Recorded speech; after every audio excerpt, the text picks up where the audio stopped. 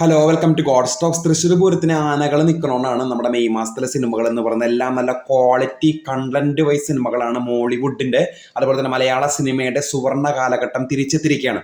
ഞാൻ നിങ്ങളെ ബോറടിപ്പിക്കുന്നില്ല, ഞാൻ ഓരോ സിനിമകളിലേക്ക് കിടക്കാം. മെയ് 1 പാട്രിയറ്റ് എന്ന് വെച്ചാൽ മോഹൻലാൽ, മമ്മൂട്ടി, മഹേഷ് നാരായണൻ സംവിധാനം ചെയ്യുന്ന പാട്രിയറ്റ് ആണ് മെയ് 1 ആദ്യത്തെ ദിവസം തന്നെ റിലീസ് ചെയ്യുന്നത്. രണ്ടാമത്തത് മെയ് 14 നമ്മുടെ നെസ്ലിന്റെ, നമ്മുടെ യുവ നടനായിട്ടുള്ള നെസ്ലിന്റെ മോളിവുഡ് ടൈംസ് ആണ് മെയ് 14 റിലീസ് ചെയ്യുന്നത്.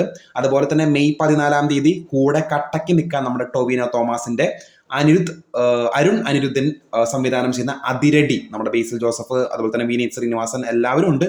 അതിരടി സിനിമ മെയ് 14 റിലീസ് ചെയ്യുന്നുണ്ട്.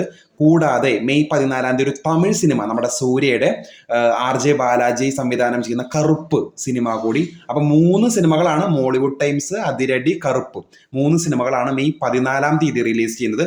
അതുപോലെ തന്നെ മെയ് 15 നമ്മുടെ പോൾ ജോർജ് സംവിധാനം ചെയ്യുന്ന ആന്റണി വർഗീസ് പെപ്പെ നായകനാകുന്ന കാട്ടാളൻ സിനിമ റിലീസ് ചെയ്യുന്നുണ്ട് മെയ് 15. മെയ് 21 നമ്മുടെ എല്ലാവരും കാത്തിരിക്കുന്ന ജിത്തു ജോസഫ് സംവിധാനം ചെയ്യുന്ന ദൃശ്യം 3 റിലീസ് ചെയ്യുകയാണ്. അപ്പൊ ഇതോടുകൂടി മെയ് മാസത്തെ സിനിമകൾ പൂർത്തിയാകുന്നു. അപ്പൊ ഇതെല്ലാം ഏത് സിനിമകളാണ് നിങ്ങൾ കാണുന്നത് കമന്റ് ചെയ്യണേ. ബൈ.